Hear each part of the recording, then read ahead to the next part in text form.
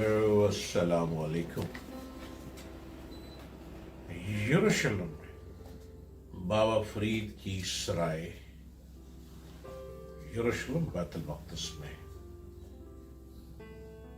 पाई गई है। बाबा फरीद गंज शकर एक सूफी दरवेश, बाबा फरीद गंज शकर खानवादा चिश्त के एक बहुत बड़े दरवेश, सूफी दरवेश फरीदुद्दीन गंज शकर। ये सूफी बैतुल मक़दस में भी चिल्ला काट कर आए हैं। यरूशलेम में बाबा फरीद की सराय मौजूद है। वो शहर है जिसे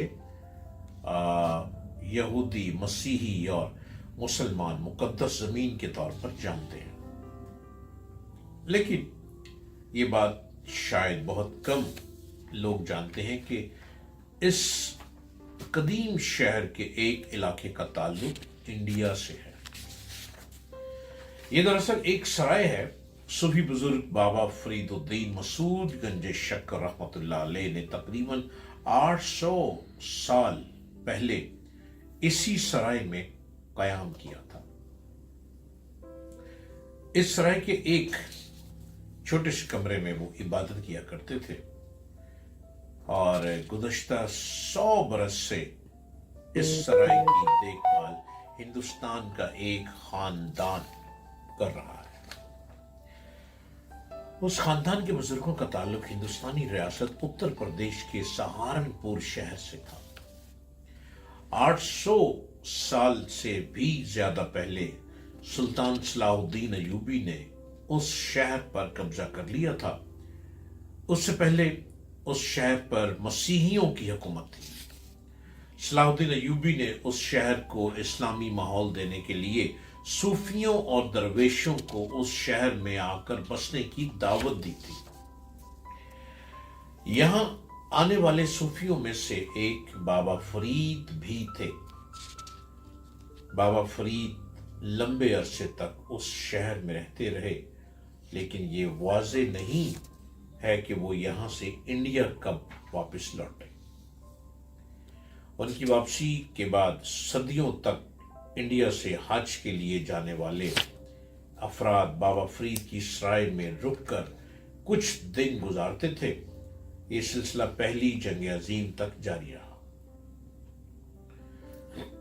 उस दरमियान मस्जिद अक्सा और शहर की दूसरी इस्लामी इमारत की हालत अच्छी नहीं थी। उन दिनों अरब ममालिक भी गरीब थे। अगर दौलत थी तो भारतीय नवाबों और सुल्तानों के पास। इसीलिए 1923 में यरूशलेम के मुफ्ती ने कुछ अफराद को इंडिया रकम लेने भेजा। इंडिया की आज़ादी के लिए लड़ने वाले मोहम्मद अली जौहर ने उस काम में उनकी मदद की। मुफ्ती ने यह भी कहा कि बाबा फरीद की सराय की देखभाल के लिए इंडिया से किसी को भेजा जाए। इस तरह 1924 में नजीर हसन अंसारी नाम के एक नौजवान को इस काम के लिए यरूशलेम भेजा गया, जहां जाकर उन्होंने इस सराय की देखभाल शुरू कर दी। कुछ अरसे बाद अंसारी ने एक फलस्तीनी लड़की से शादी कर ली और यरूशलेम के होकर रह गए। पुराने शहर में वाक़े उस हिंदुस्तानी सराय में दाखिल होने के लिए एक बड़ा फाटक है। दाखिल होने के तकरीबन 100 कदम चलने के बाद एक लोहे का गेट आता है जिस पर ताला लगा था। अंदर एक बड़ा हाता है जिसकी दाईं तरफ एक पुरानी मस्जिद है। बाईं तरफ एक कमरा था जिसमें इंडिया से आने वाली बड़ी हस्तियों की तस्वीर लगी हुई थी। अंसारी खानदान ने इस सराय से मुतालिक नायाब अशिया एक कमरे में सजा रखी हैं। उनमें पहली जंग अजीम में यरूशलेम में तैनात इंडियन फौजियों और कदीम यरूशलेम की इमारतों की तस्वीर भी है। नदीर हुसैन का इंतकाल उसी सराय में 1951 में हुआ था। अब उनके साहबजादे उस सराय की देखभाल करते हैं ان کی عمر 80 سال سے زیادہ ہو چکی ہے۔ اس کے بغل میں اس کمرے کا دروازہ ہے جہاں بابا فرید رہا کرتے تھے، وہ کافی چھوٹا ہے، لیکن شاید بابا فرید کو اس سے بڑے کمرے کی ضرورت ہی نہیں تھی، بیشتر وہ اس کمرے کے تہہ خانے میں عبادت کیا کرتے تھے۔ وہ لوگ بتاتے ہیں کہ بابا فرید ایک بار میں 40 دنوں تک لگاتار اس تہہ خانے میں بند ہو کر عبادت کیا کرتے تھے۔ بابا فرید کے نجی استعمال کی کوئی چیز اس تہہ خانے میں موجود نہیں ہے، لیکن ان کی یادیں، ان سے وابستہ داستانیں اس سرائے اور اس شہر میں آج بھی سنائی دیتی ہیں۔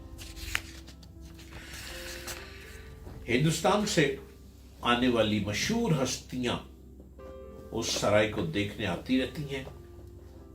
اس سرائے پر ہندوستان کا مالکانہ حق ہے۔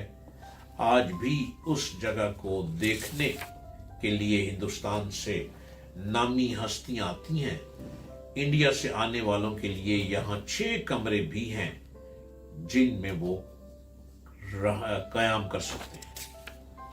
یروشلم میں کئی جنگیں ہوئی اور یہ شہر کئی بار اجڑا، لیکن ہندوستان اور بابا فرید سے منسوب یہ کونا 800 سال بعد بھی آباد ہے۔